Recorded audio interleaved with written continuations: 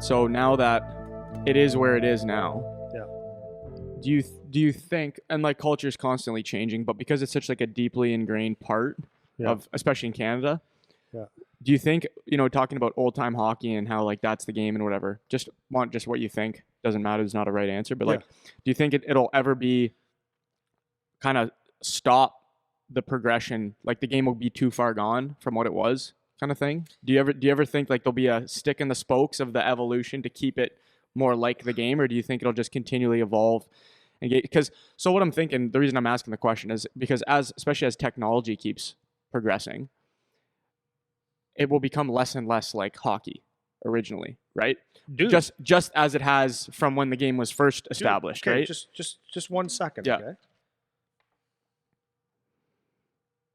You're talking, well, the first, what did I say the first game was? The official game? 1875. 1875. How long is that? Yeah. It's less than, like the game is like, went from 0 to knocking balls around and on 150, the ice, that's right. to having the first game to the technology it is now. It's 100%. I have no idea, but like if you think of how much it's changed in 100 years, well, 100 years, 1910, it started to become the National Hockey League, in around there. Right.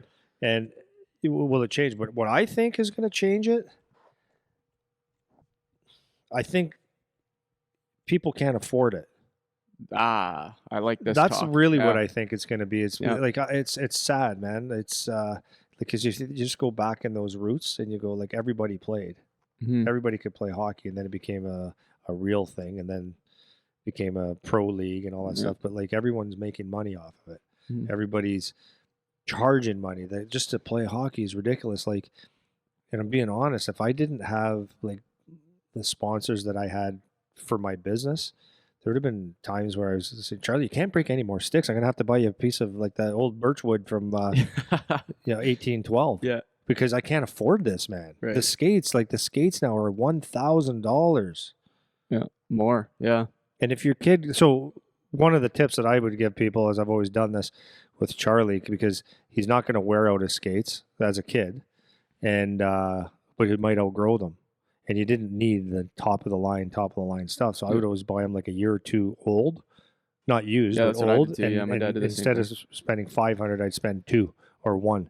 But the skates, if you're getting like the good skates, you're well over $1,000 for a pair of skates. For sure. What if you have 3 kids? You can't afford it. You're not playing hockey unless you're loaded. When you see it when you if you watch the Olympics or whatever, when people are coming from developed nations or developing nations, none of them are playing hockey. You can't. There's no money. What are they good at? They're good at soccer. Yeah. They're good at basketball. They're good at running. They're good at things that are very low cost because it's more affordable. And that's my one like huge criticism of hockey is it is becoming just that. Like you said, it became elitist. It's the same thing now. It's becoming elitist. When the price of wood was super cheap and everyone could buy 38 hockey sticks because they're made of wood we have plenty of. Yeah. Well, now one stick is going to be $350, man. It's like, who's buying that? That's a good deal. And $350. Yeah. And it's unfortunate because it's such a great game, so fun. And you're not allowed to play unless you have the money to play. Even like the registration costs and stuff to play now. It's like, why? How's that reasonable? Like, why is that? My brother-in-law was telling me for girls hockey, his daughter, his daughter plays girls hockey. So she's a year younger than Charlie. He said the registration was $4,800. Yeah, and he goes, I don't understand where it all goes. And I go, well, figure it out. Yeah. But that's what it is. Like $4,800. If you have a couple of kids, if you have 3 kids playing, it's $15,000 just to allow you to play. It makes no sense. Yeah, but maybe it does. I know. Maybe it does. But I think, so that's what I think is the number one thing is, so just from a youth hockey level, I would say money will change it a lot. People can't afford it. Number 2, the money combined with all the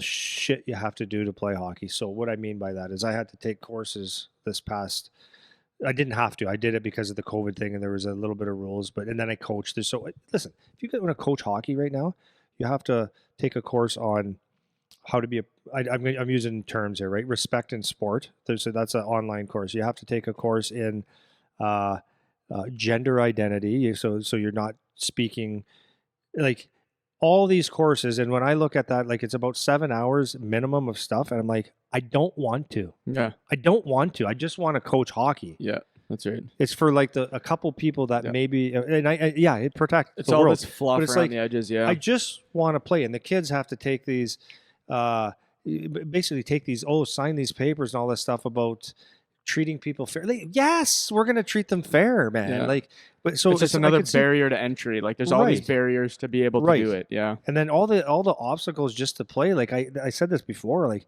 I think actually maybe if I was a kid, there is a possibility that I'd just rather play video games because it just seems more exciting. You know, in a way. So I think that with all the political stuff on the side, which I know like someone might say, well, you're not very sensitive, and I'm fine. I'm fine. It's just I'm being honest. Well, okay, but I'm being honest. Pause on that for a second because you actually are though. What? Because you actually are. You're sensitive to how to treat kids. You're not. Of course, like, humans. You're a human, right? Of course. And this is my whole beef with all the extra stuff. Like we're talking about all the barriers to entry to be able to play, to be able to coach, to be involved in the game. You have to do all these things. Every parent has to do a course. It's all like just turns into like this bureaucratic, stupid shit, cover your ass type stuff. Yeah. All it is. And it's just like, why do we have, like, of course we're treating the kids fair. Of course. And some people don't do that, but you think if they take the course, it's going to make them? No. It's like, no, it's not, right? That's not what it's going to do. People are going to click through the links while it plays in the background of their day and take the 5-question quiz at the end of the chapter that anyone with half a brain can answer. And it's just BS. It's a bunch of crap. Yeah. So if you're a dad or a mom that wants to go coach or get involved, now you have to do all this crap. It's going to take up 8 hours of your day or a week or whatever. It's like, I don't want to do that. Like, let somebody else do it. So you've got that, and then you've got like, okay, so and listen, man, this is good. This is a good thing, but if you're coaching, you have to be so aware of everything that's not hockey. For example, you're supposed to never have just one in a room. Like, yeah, that makes sense. Or one adult in the room with all the kids. Like, to some degree, like, yeah, that makes sense because you don't ever want anything to happen. Like, you don't ever want anything to happen. There are people like that out there, right? But they make it like for every person, everything. It's like you're always looking. Don't say that word. Don't go into that room without that person there. And it's always covering something else. It's like, don't say anything that could be misconstrued as something else. It's like, come on, man. Yeah. Come on. Well, it's an endless chase. Like you can never cover everything. And they always add more. And you just keep adding more and more and more. And at a certain point, and this is something we talk about a lot too, it's just like that resiliency piece. It's like, hey, sometimes shit's going to go wrong and you need to be able to deal with that. And outside of the super serious criminal or like something that's incredibly damaging to kids or to parents or to whoever, those things are easy to cover. It's easy to make rules for those things, and we have rules for those things. But it's like you keep stretching it further and further and further. Oh, and we have to make a statement about this thing, and we have to make a statement about this thing, and we have to make sure everyone can be included this way and that way and this way. And it's like you're 75 meetings to start a hockey game. Like to start a hockey season. Yeah, it's unbelievable. I know. It takes 40. The game starts at 7:05, but it doesn't actually start till 7:28 because we have to do all of these procedural things to start every night. And it's like it makes it unenjoyable, and it makes the barrier to entry more and more. You know, so that's another element of it.